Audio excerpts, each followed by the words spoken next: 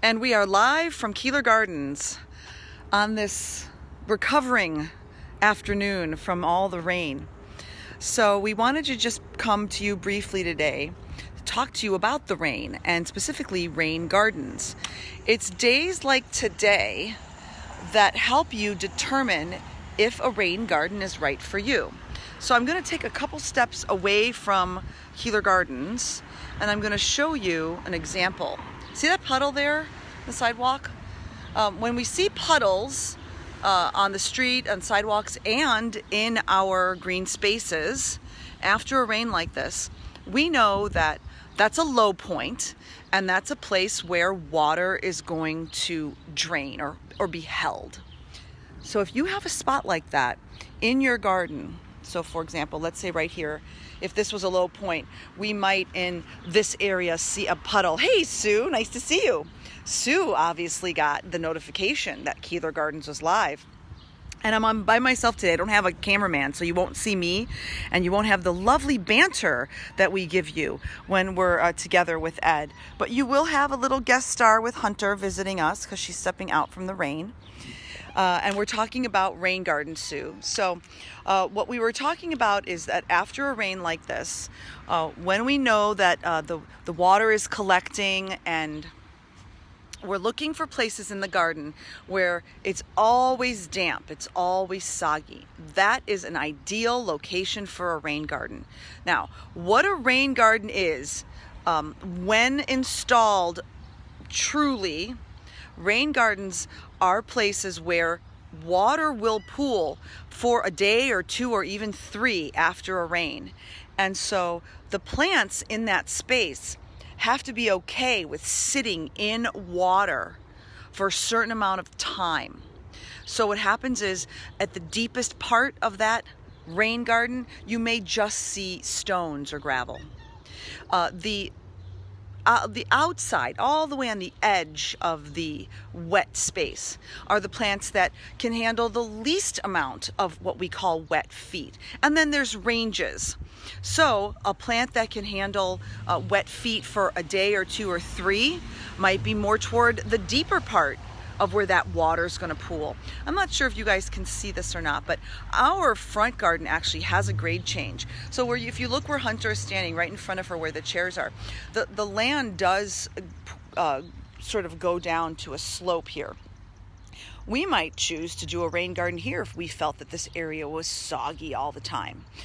We have great drainage, even though we have a lot of clay soil because we have so many plants and so many roots. The soil does drain nicely. But there are spaces in our neighborhood where people could benefit from rain gardens. And so what happens is those spaces still can benefit from plants and roots using all that water, but those plants won't drown in that sitting water if that water is pooling for a day or 2.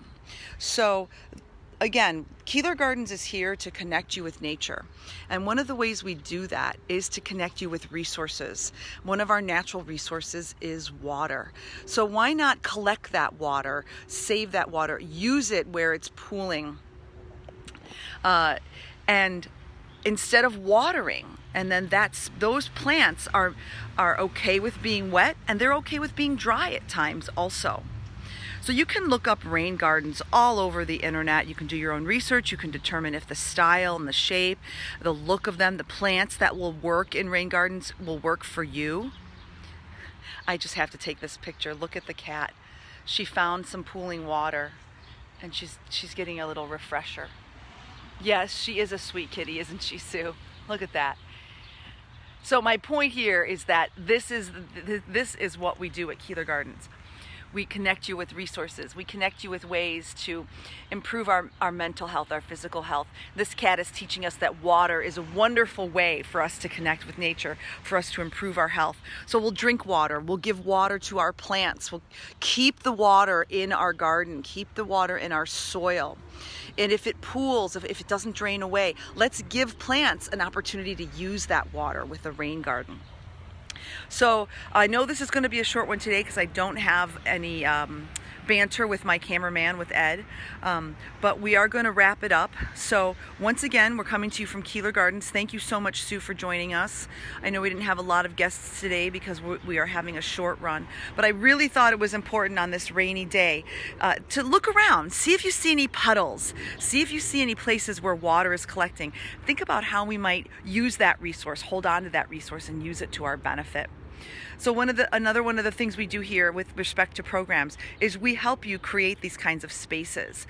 Let us know. We'll walk you through it. We have a community member right now who's looking at doing a rain garden because part of his walkway was flooded out from this rain. So he wants to make that walkway the higher point and dig out a space for a rain garden so that the water will drain there. But let us help connect you in other ways, just with these views, just with the cats, just with ideas on how you can create your own spaces, artistic opportunities. There's lots and lots of ways that we can connect you with nature. We can connect you with each other, with other people, with other programs, local or not. Thank you, Peggy, for watching. Hey, look, Ed is actually watching. He's watching on the other side of the internet stream today. So thanks for joining us and learning more about rain gardens.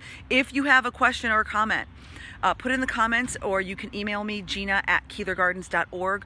I'm happy to answer questions about how we might create a rain garden or how we might create gardens that can take up some of that excess water that you might have, or we can teach you how to create a space that works with excess water. All right, thank you all so much. I'm so glad you joined us. We're going to end with this lovely picture here of this red tulips and a kitty sitting in a chair. Thanks for joining us. Hope you enjoyed it, and any questions, let us know.